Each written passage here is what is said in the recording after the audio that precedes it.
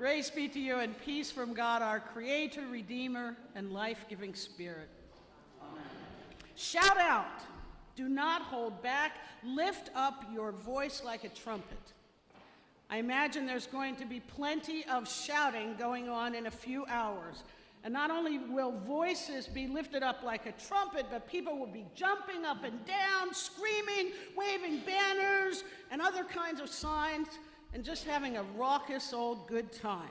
That's what will happen tonight in the NRG Stadium in Houston, Texas, site of Super Bowl 51.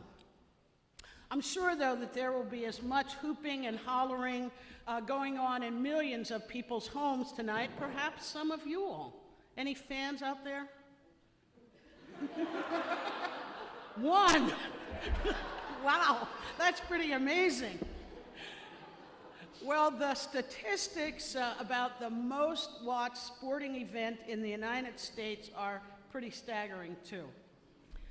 Last year, 1.3 billion chicken wings, 11.3 million pounds of chips, and 14 million slices of pizza just from Domino's and Pizza Hut alone were sold. And last year, 45.4 million people depended on food stamps. Last week, the available tickets for the Super Bowl ranged from $5,000 to $16,754. $16,754 for a ticket to a football game.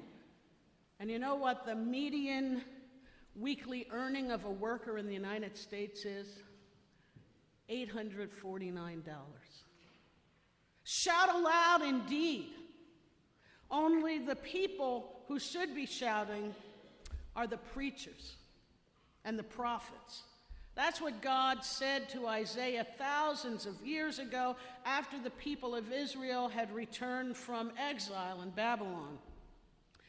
See, as you can imagine, exile had been very hard on the people. The temple and the monarchy had been destroyed. Some of their most important leaders had been deported, and the people were grieving. But now they were going back home, back to Jerusalem, and what would home be like? Would God still be their God after they had been banished because of their sins? Was God even paying attention to them? Why do we fast, God, but you do not see? Why humble ourselves and you don't take notice? In other words, the people were wondering, why was God ignoring them? Why wasn't God paying attention to their prayers and to their pleas? After all, they were doing all the right things, at least in terms of worship. They were fasting, praying. They were bowing down and acting humble and sorrowful. They thought that that would be pleasing to God, that this was what would make God happy. Shout aloud, Isaiah. Make it plain to my people. Look, you serve your own interest on your fast day and oppress all of your workers. You only fast to argue with each other and to abuse your workers. Your fasting isn't about treating people better. It's not about making right relationships. You're just going through the religious motions. God is pretty ticked off. Do you think this is the kind of fast I want, says God? A day for you to humble yourselves and act like you're so pious? Is it to bow down your heads like the marsh plants and to go around in sackcloth and ashes? Will you call this a fast? A day acceptable to me, says God? This is the fast that I choose, to loose the bonds of injustice, to let the oppressed go free, and to break every yoke. Is it not to share your bread with the hungry, to bring the homeless poor into your house, when you see the naked to cover them and not to hide yourself from your own kin? Well, we here at St. John's, we know something about sharing our bread with the hungry. We just had this noisy offering And it's great that that money will go to help our own Summit residents, because, sometimes people think that those who live in Summit don't go hungry. We know something about feeding the hungry. We give thousands of dollars every year to ELCA World Hunger.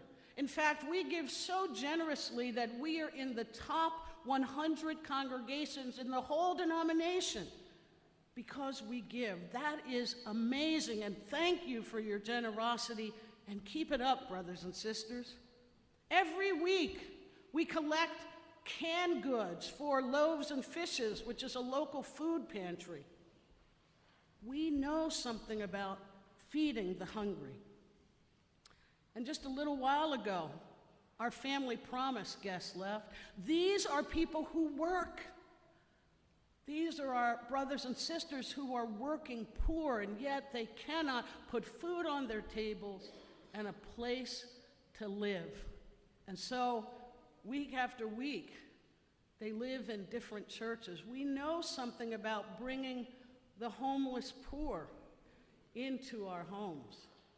And we do Christmas in Liberia and collect coats for the Market Mission in Morristown. We even know something about clothing the naked. What about this business of not hiding ourselves from our own kin? I've always been struck by this particular verse in Isaiah's preaching because I think that God is trying to impress upon the people that these poor, homeless, hungry, naked people are indeed our family. They belong to us.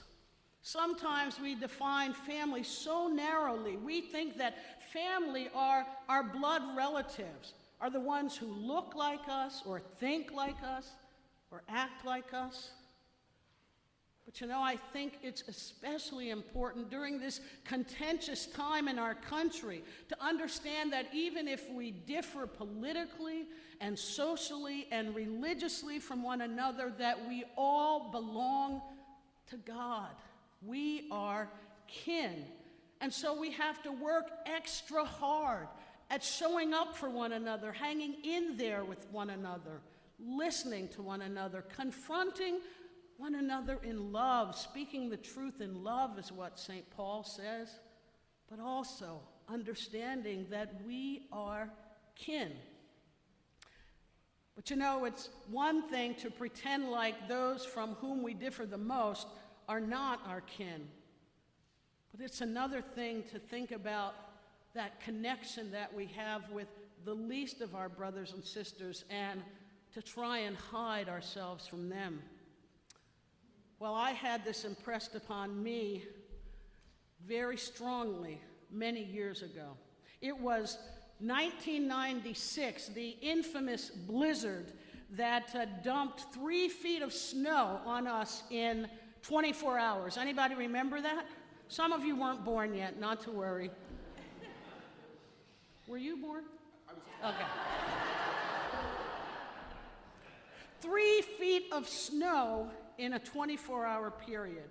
Now, as much as I sometimes complain about snow, while I was out there shoveling it, I was actually happy to see the rate at which it was coming down. Because sometimes if I hear about a snow forecast, I pray not for nuisance snow, the kind that just makes it messy to drive in. I pray for big snow, the kind of snow where God says, okay, take a break, enjoy the winter, curl up, with a good book by the fire, and just relax for a while. If it's going to snow, that's the kind of snow I want.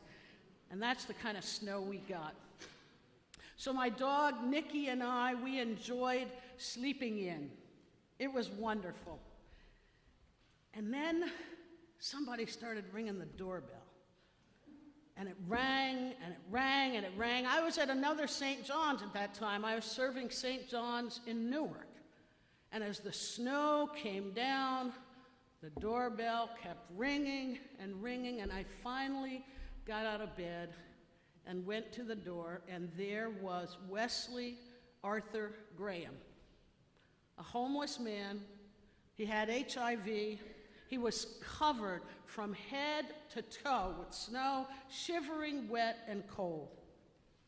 There in the middle of the worst blizzard in recent history was Wesley, homeless, with AIDS, hungry, and there I was, the pastor who really did not want to be bothered. Really, I didn't have a compassionate ounce in me. But I knew that I had to do something because this very verse from Isaiah just kept ringing through my heart and my head. Is it not to bring the homeless poor into your house and not to hide yourself from your own kin? Wesley was my kin. So what could I do? I said, "Come on in, Wesley." I tried to smile. I probably didn't do a very good job. I invited him in. We took off his clothes and put them in the dryer. I made breakfast for him. We sat at the table and ate, and I tried to call shelters to see if there was some place that Wesley could go. And finally, he decided he couldn't stay in the house because he was also mentally ill. And at least he was dry and had some food in his belly, and he left. It was a tough thing. Is it not to share your bread with the hungry and not to hide yourself from your own kin? Centuries after Isaiah preached, he preached about what God's people were supposed to be. Jesus did a similar thing. He used different words, but when Jesus was preaching his Sermon on the Mount, he made it clear that his disciples were supposed to be different than the world. His disciples were supposed to make a difference in the world for good. Jesus said to them, "You are the salt of the earth. You are the light of the world." He didn't say that you should be like salt. He didn't say that you should become like light. He said you are the salt of the earth. You are the light of the world. You know that salt that just stays in the salt shaker doesn't do anything. Maybe it's nice to look at, but it will never make your food tasty. Salt has to be poured out, has to be sprinkled inside the food when you're cooking it, and sprinkled outside when you're eating it in order for it to flavor the food. That's what God says to us. You are salt being poured out in the world so that you can bring God's flavor of justice and compassion to the world. You are light. You are the light of the world. God's Spirit shining within you to bring hope where there is hopelessness and light in the midst of the darkness. Every time, brothers and sisters, we have a baptism, we hear these very words that Jesus spoke to his disciples in that Sermon on the Mount. Let your light so shine before others that they see your good works and give glory to your Father in heaven. What a great reminder it is that every single one of us sitting here today, everyone, from the youngest to the oldest, we have the light of Christ within us, given to us so that we might take God's brilliance into the world and let it radiate everywhere. It's what we sang at Sunday school this morning. All around the world, I'm going to let it shine. That's what we are called to do today. In our homes, in our schools, in our workplaces, in our congregation, whether we're protesting or praying, we are called to be salt and light so that the world can see who we are and what we do and give glory to our Father in heaven. So, go, be salt, be light. Go to Maplewood and Madison and Morristown. I was trying to get these all, what do you call that? Alliterative. Go to Summit and Springfield, Basking Ridge, Berkeley Heights, Piscataway, Plainfield. You know where you live. Go to all of the places where we live and move and have our being. And be salt, be light, so that the world can see Jesus through you. Amen.